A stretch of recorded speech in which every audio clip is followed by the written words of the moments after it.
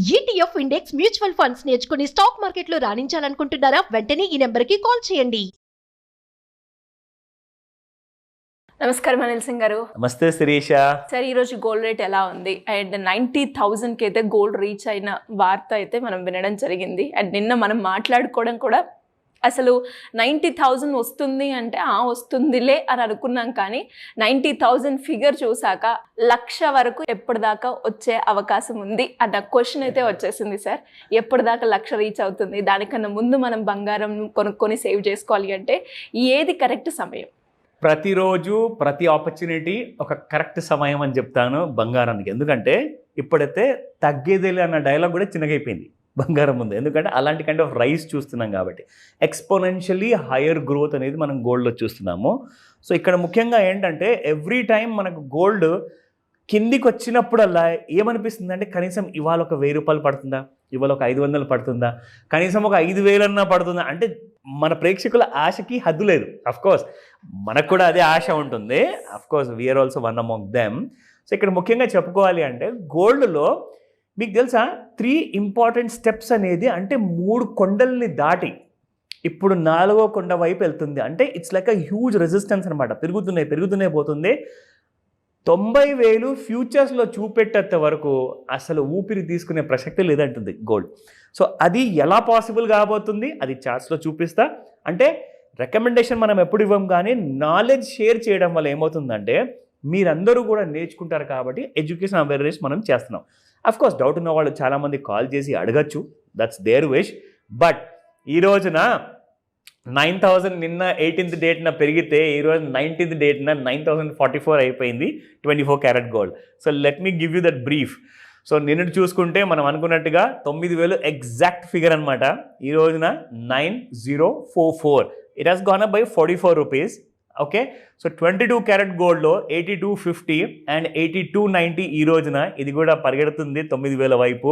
It has gone up by 40 rupees. So ఇక్కడ మనం చూసుకుంటే 18 carat gold is in huge demand. ఎందుకంటే ఇది ఒక్కటే ప్రస్తుతానికి సొల్యూషన్.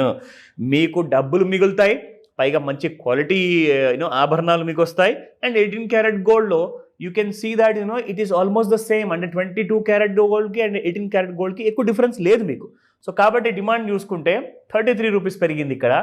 ఎస్టర్డే 6750 అండ్ ఇక్కడ మీరు చూసుకుంటే 6783. అండ్ ఇంకో విషయం తెలుసా, 18 క్యారెట్ గోల్డ్ అతి త్వరలోనే ఐ థింక్ నెక్స్ట్ వీక్లో మనం చూడొచ్చు 7,000 టచ్ చేస్తుంది.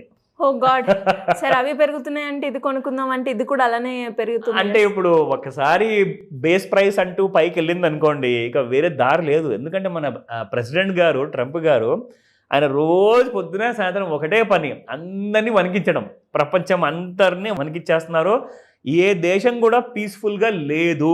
అక్కడ గొడవల విషయం కానివ్వండి, అంటే ఆ యుక్రెయిన్ రష్యా విషయం కానివ్వండి, ఇక్కడ ఇజ్రాయెల్ విషయం కానివ్వండి, ఇవి కూడా చల్లారినట్టే చల్లారి మళ్ళీ చిన్న చిన్న గొడవలు నడుస్తున్నాయి. దానివల్ల గోల్డ్ ఇంకా పెరుగుతుంది. ఆయనేమో పొద్దున్న లేవగానే సాయంత్రం కాగానే ఇవాళ చైనా మీద ఇంకొక టారిఫ్ పెడతా అంటాడు. ఏది చెప్పినా కానీ గోల్డ్ మాత్రం ఎటు చూసే అవసరం లేదు, స్ట్రైట్ అవే నార్త్. సో అలాంటి పరిస్థితుల్లో గోల్డ్ మరి ఏం చేస్తుంది? అందుకే స్టాక్ మార్కెట్స్లో కూడా కాస్తంత రెసిస్టెన్స్ అనేది వస్తుంది, అది అక్కడక్కడే ఉంది. కానీ గోల్డ్ మాత్రం ఎవ్రీ టైం వెళ్ళిపోతుంది. మహా అంటే శిరీష మీకు 200-500 రూపాయలు బంగారం పడుతుంది ఫ్యూచర్స్లో, అంతే. దానికంటే మళ్ళీ రికవర్ అయిపోతుంది. నిన్న రాత్రి కూడా పడినట్లే పడి మళ్ళీ పెరిగిపోయి ఇవాళ మీకు ఫ్యూచర్స్లో ఎంత ఉంది తెలుసా? 89,000 ఉంది ఇవాళ ఫ్యూచర్స్లో. And this is a big peak అనమాట. మనకు పరిచయం ఉన్న చాలామంది ప్రేక్షకులలో 72,000లో కొన్న బంగారము ఇప్పటిదాకా పెట్టుకున్నారు ఫ్యూచర్స్లో.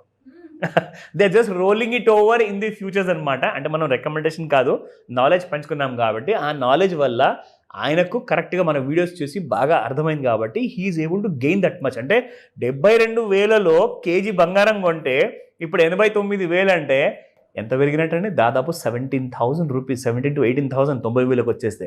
So that's the kind of profit నేర్చుకున్న తర్వాత జనాలు సంపాదిస్తున్నారు. దయచేసి షార్ట్ కట్స్ చూడకండి, రికమెండేషన్ కాల్స్, టిప్స్ అవన్నీ చూడకండి. నేర్చుకుంటేనే మీకు 24/7 నాలెడ్జ్ మీతో పాటు ఉంటుంది కాబట్టి ఎవరి అవసరం మీకు ఉండదు. ఓకేనా? Let's go to the chart. Of course ఇది మన డైలీ చార్ట్, మనం డైలీ చూస్తాము.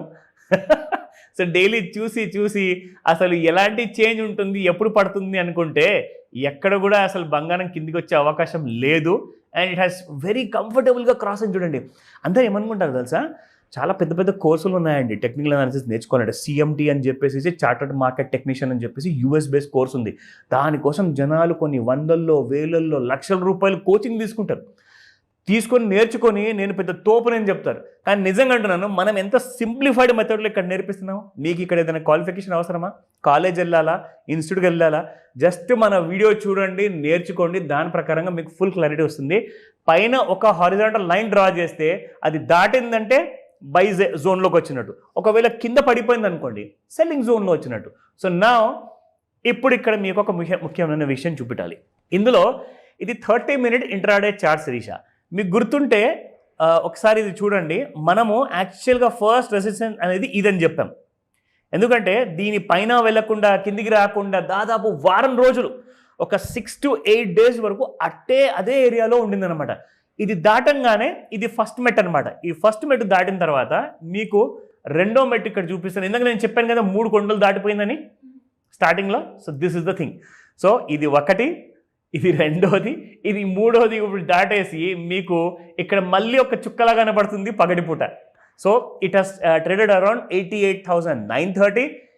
ఇంకొక గంట సేపు ఆగితే, లేదంటే బిఫోర్ 5 o'clock, ఆఫ్టర్ 5 కూడా కాదు, ఇవాళ బిఫోర్ 5 o'clock మీరు 90,000 చూసే అవకాశాలు చాలా ఉన్నాయి. అండ్ బిట్వీన్ 5 to 9 మాత్రం it's going to be a great time. So బాగా క్లోజ్గా వాచ్ చేయండి. ఇన్ఫ్యాక్ట్ మన సునీత విలియం గారు కూడా she has come back from the space. First of all hearty congratulations. దాదాపు 300 రోజులు స్పేస్లో ఉండి ఒక లైఫ్ బ్రతకాలి అంటే నిజంగా ఒక చిన్న రూమ్లో ఒకరిని బంధించినట్టే. నిజంగా అలాంటి కైండ్ ఆఫ్ మనిషి తిరిగి రావడము, అది కూడా full health and full sound నాలెడ్జ్తో, ఇట్స్ అ గ్రేట్ విషయం అండి. Specially Indians are very daring అని చెప్తాను ఆ విషయానికి.